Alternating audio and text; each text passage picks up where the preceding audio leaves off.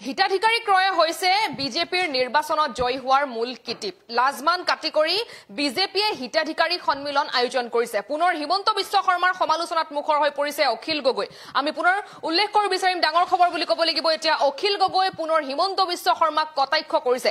কটাক্ষ কৰি মন্তব্য কৰিছে যে হিতাধিকাৰী ক্ৰয় হৈছে বিজেপিৰ নিৰ্বাচনত জয় হোৱাৰ কিটিপ। লাজমান কাটি কৰি হিতাধিকাৰীয়ে এতিয়া লাজমান কাটি কৰি বিজেপিয়ে হিতাধিকাৰী সন্মিলন আয়োজন কৰিছে।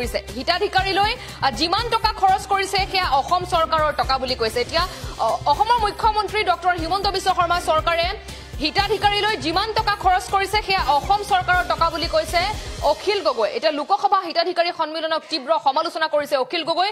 বিজেপিয়ে লাজমান কাটি কৰি লোকসভাৰ হিতাধিকাৰী সন্মিলন পাতিছে।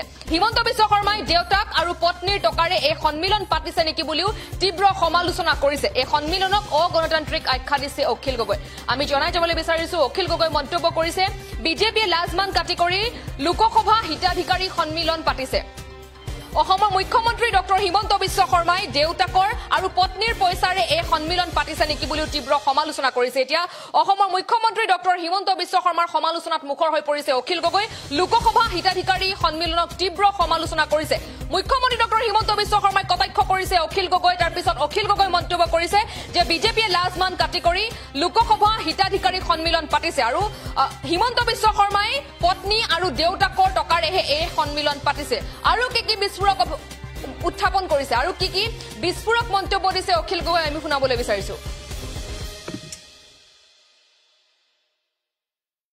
সমষ্টি ভিত্তিক হিতাধিকাৰী সন্মিলন আয়োজন কৰিছে। হিতাধিকাৰী ক্ৰয় এইটোৱে হ'ল বিজেপিৰ নিৰ্বাচনত জয় পোৱাৰ আটাইতকৈ ডাঙৰ ষ্ট্ৰেটেজি। সেইকাৰণে বিজেপিয়ে লাজমান কাটি কৰা বুলি কয়।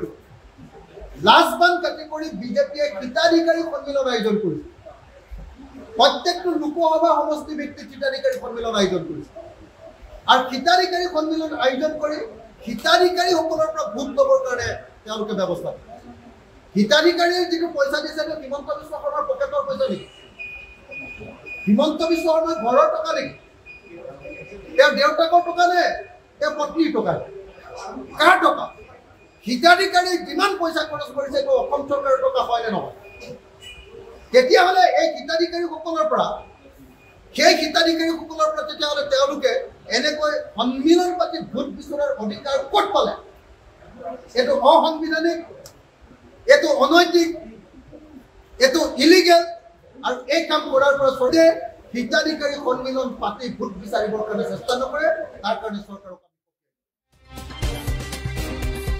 ইতিমধ্যে আপোনালোকে শুনিলে যে অখিল গগৈ কি বুলি কৈছে। অখিল গগৈ কৈছে যে বিজেপিয়ে লাজমান কাটি কৰি লোকসভা হিতাধিকাৰী সন্মিলন পাতিছে। হিমন্ত বিশ্ব শৰ্মাই দেউতাক আৰু পত্নীৰ টকাৰে এই সন্মিলন পাতিছে আৰু এই সন্মিলনক অগণতান্ত্ৰিক আখ্যা দিছে অখিল গগৈ।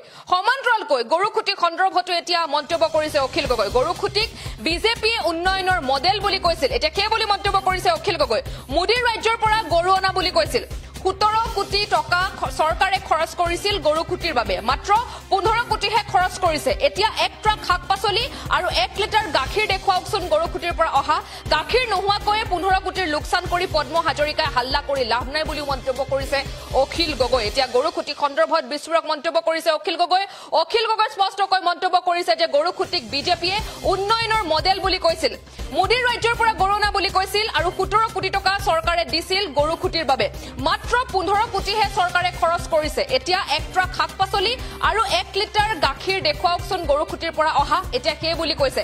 এতিয়া চৰকাৰক চেলেঞ্জ কৰিছে বুলি ক'ব লাগিব। এক প্ৰকাৰে চৰকাৰক অখিল গগৈ চেলেঞ্জ কৰিছে বুলি ক'ব লাগিব। তাৰ পিছতে মন্তব্য কৰিছে যে এতিয়া চৰকাৰে 1 ট্ৰাক শাক পাচলি আৰু 1 লিটাৰ গাখীৰ আনকচোন গৰুখুটিৰ পৰা। গাখীৰ নোহোৱাকৈ 15 কোটিৰ লোকচান কৰি পদ্ম হাজৰিকাই হাল্লা কৰি লাভ নাই। গৰুখুটি সন্দৰ্ভত অখিল গগৈ কি মন্তব্য কৰিছে শুনাবলৈ বিচাৰিছো। গাখীৰ নহয় তেতিয়াহ'লে পদ্ম হাজৰিকাই বাহিৰত আনি হাল্লা কৰিলে কি হ'ব?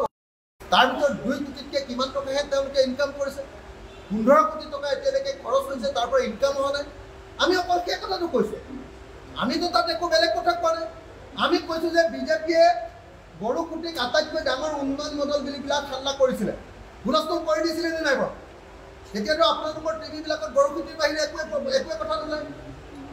এটা একদম হাল্লা যে গৰুকুটি গৰুকুটি গৰুকুটি গৰুকুটি একদম বিজেপিয়ে গোটেই গুৱাহাটীৰ মানুহক তাৰ পৰাই শাক পাচলি খুৱাব বুলি কৈছিলে নহয় গোটেই গুৱাহাটীৰ মানুহক গাখীৰ খুৱাব বুলি কৈছিলে গৰুকুটিৰ পৰা হয়নে নহয় কওকচোন এতিয়া এক ট্ৰাক আপোনালোকে শাক পাচলি গৰুকুটিৰ পৰা অহা দেখিছে নেকি গুৱাহাটীলৈ কওকচোন এক ট্ৰাক মোক কোনোবাই এখন ট্ৰাকৰ ফটো দেখুৱাওকচোন গুৱাহাটীত শাক পাচলি বিক্ৰী কৰিব কোনটো ক'ত ট্ৰাক আছে গাখীৰটো দেখুৱাওকচোন গৰুকুটিৰ পৰা অহা গাখীৰটো খাই যাবলৈ মোৰ মন আছে যদি গৰুকুটি গাখীৰ তেওঁলোকে 100 টকাত বিক্ৰী কৰে মই 200 টকা দিম 1 লিটাৰ 200 টকা দিম গৰুকুটি গাখীৰ 1 লিটাৰ কৈ দেখুৱাওকচোন ক'ত ইমান ডাঙৰ ডাঙৰ গিৰ গাই একেবাৰে মোদীৰ ৰাজ্যৰ পৰা আনিছে গুজৰাটৰ পৰা গিৰ গাই আনিছে গিৰ গাই গাখীৰটো ক'ত গাখীৰ ক'ত গিৰ গাই যদি গাখীৰ নাই তেতিয়াহ'লে পদ্ম হাজৰিকাই বাহিৰত আনি হাল্লা কৰিলে কি হ'ব তেওঁ যদি ধৰিবলৈ মন আছে অতুল বৰাক ধৰক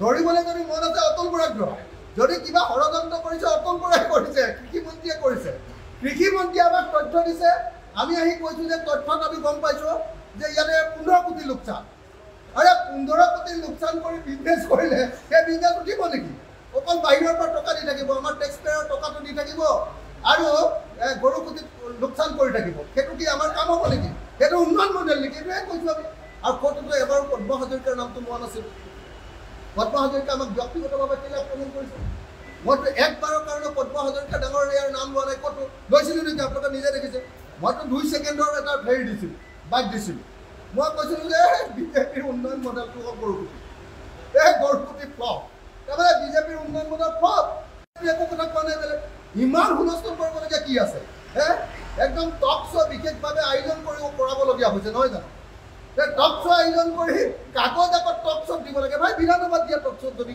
দিয়া কাগজ দিব তোমাৰ ইমান কাগজ আছে বিধানসভাত দিয়া তুমি চৰকাৰী পক্ষৰ বিধায়ক তোমাৰ মন্ত্ৰীক দি দিয়া তেওঁ উত্তৰ দিব আমাৰ হাতত RTI আছে তাৰ বিপৰীতে থকা RTI বিলাকো আমাৰ হাতত আছে আমি উত্তৰ দিম তাৰ পাছত সেইবোৰ কৰিব নোৱাৰি টিভি চেনেলত গৈ এনেকৈ টিভি চেনেলৰ দুৱাৰে দুৱাৰে গৈ টুকুৰিয়াই থাকিলে হ'ব নেকি বাহিৰত হুলস্থুল কৰি লাভ নাই নহয় যদি কিবা ক'ব লগা আছে বিধানসভাত কোৱা